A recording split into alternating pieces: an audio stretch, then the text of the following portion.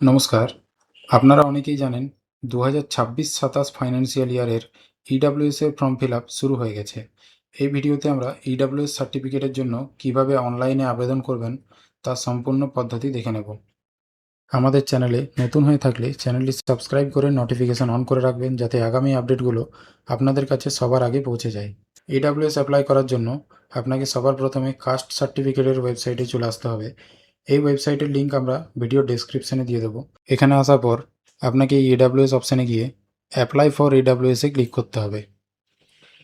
তারপর যদি আপনার স্টেট ফরম্যাট প্রয়োজন হয় সেক্ষেত্রে এই অপশানে টিক করবেন, এবং যদি আপনার সেন্ট্রাল ফরম্যাট প্রয়োজন হয় তাহলে এই সেন্ট্রাল অপশানে টিক করবেন। তারপর দেখুন এখানে বলা হয়েছে already proceed EWS state format certificate, মানে আপনার এবছরের ইডব্লিউএস সার্টিফিকেট স্টেট ফরম্যাটের আছে কি না।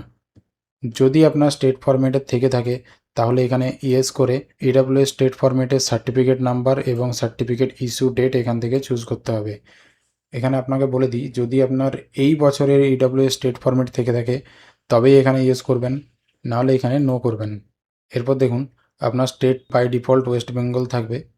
তারপর এখান থেকে আপনাকে ডিস্ট্রিক্ট চুজ করতে হবে, তারপর সাব ডিভিশন চুজ করতে হবে, তারপরে আপনার মিউনিসিপ্যালিটি না ব্লক এরিয়া সেটি এখান থেকে সিলেক্ট করে এই ড্রপ ডাউন থেকে চুজ করতে হবে।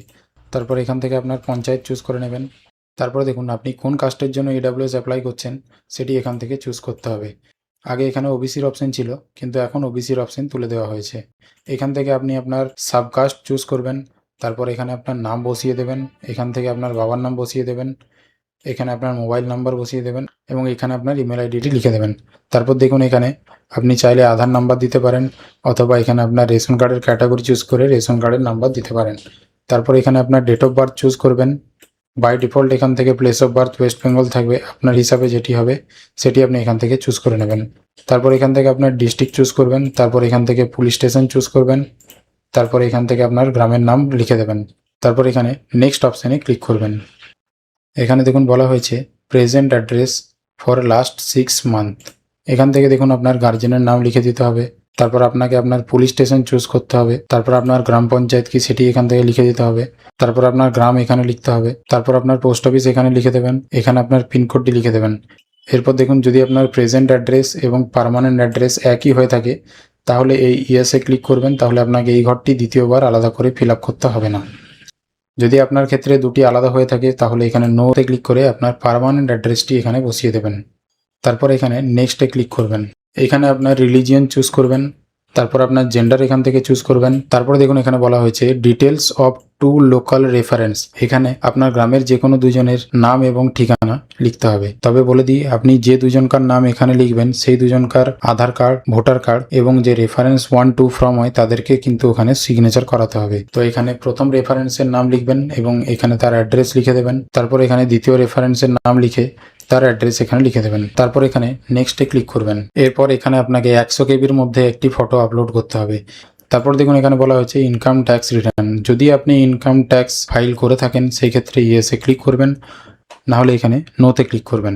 তারপর দেখুন এখানে সবচেয়ে গুরুত্বপূর্ণ অংশ এটাই, ইনকাম অ্যান্ড অ্যাসেট ডিটেলস। এখানে ক্লিক করে আপনি সব কটা অপশন আগে ইনেবল করে নেবেন। তারপর দেখুন এখানে বলা হয়েছে ফ্যামিলি মেম্বার। এখানে আপনার প্যান কার্ডের নাম্বার, আপনার বাবার প্যান কার্ডের নাম্বার, আপনার মায়ের প্যান কার্ডের নাম্বার এবং যদি আপনি ম্যারিড হয়ে থাকেন সেই ক্ষেত্রে আপনার হাজব্যান্ড বা ওয়াইফের প্যান কার্ডের নাম্বার এখানে লিখবেন। এরপর দেখুন যদি আপনার 18 বছরের নিচে কোনো ভাই বা বোন থেকে থাকে সেই ক্ষেত্রে তার প্যান কার্ডের নাম্বার দেবেন। তারপর দেখুন এখানে চিলড্রেন, আপনার যদি ছেলে বা মেয়ে কেউ থেকে থাকে তার এখানে প্যান কার্ডের নাম্বার দিয়ে দেবেন। তারপর দেখুন এখানে আপনার ইনকামের ডিটেলসগুলো বসাতে হবে। যদি আপনার স্যালারি ইনকাম থাকে তাহলে এই ঘরে বসাবেন, যদি আপনার বিজনেস ইনকাম থাকে এখানে বসাবেন, এগ্রিকালচার ইনকাম থাকে এখানে বসাবেন, প্রফেশন থেকে যদি কোনো ইনকাম এসে থাকে তাহলে এই ঘরে বসাবেন, এবং এগুলো ছাড়াও যদি আদার্স কোনো ইনকাম সোর্স থেকে থাকে তাহলে এই ঘরে সেই ইনকামটা বসিয়ে দেবেন। এরপর বাবা মা এবং স্পাউসের ক্ষেত্রেও সেম হবে।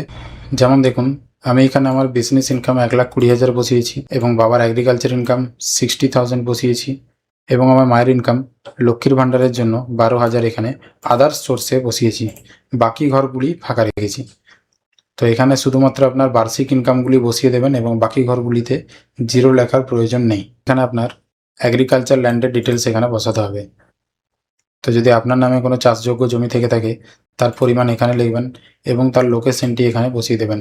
এরপর যদি আপনার বাবার নামে কোনো চাষযোগ্য জমি থেকে থাকে তার পরিমাণটি এখানে লিখে এখানে তার লোকেশনটা বসিয়ে দেবেন এবং সেম যদি আপনার মায়ের নামে কোনো চাষযোগ্য জমি থেকে থাকে এখানে বসিয়ে তার লোকেশনটি এখানে লিখে দেবেন।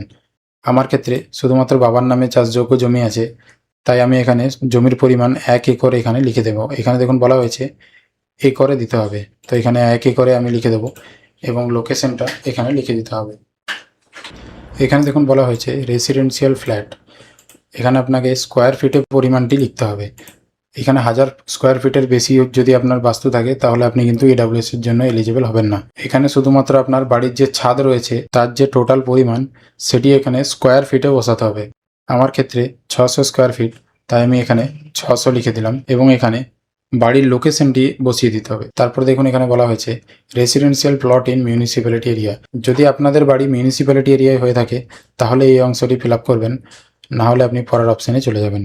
তারপরে দেখুন এখানে বলা হয়েছে residential plot not in municipality area এবং এখানে পরিমাণটা আপনাকে স্কোয়ার ইয়ার্ডে কনভার্ট করে দিতে হবে। তো আমার ক্ষেত্রে এখানে বাবার নামে 2 শতক বাস্তু জমি আছে, তো আমি এখানে 2 শতককে স্কোয়ার ইয়ার্ডে কনভার্ট করে বসিয়ে দেবো। এখানে আপনাদেরকে বলে দিই, আপনার যে বাস্তুর পরিমাণ সেটি যদি 200 স্কোয়ার ইয়ার্ডের বেশি হয়ে থাকে সেক্ষেত্রেও কিন্তু আপনি এলিজেবল হবেন না। এরপর দেখুন আপনাকে কী কী ডকুমেন্টস সাবমিট করতে হবে। আধার কার্ড, আপনার ভোটার কার্ড, আপনার প্যান কার্ড, আপনার বার্থ সার্টিফিকেট, আপনি যদি আইটিআর ফাইল করে থাকেন আপনার গত 3 বছরের আইটিআর এখানে দিতে হবে।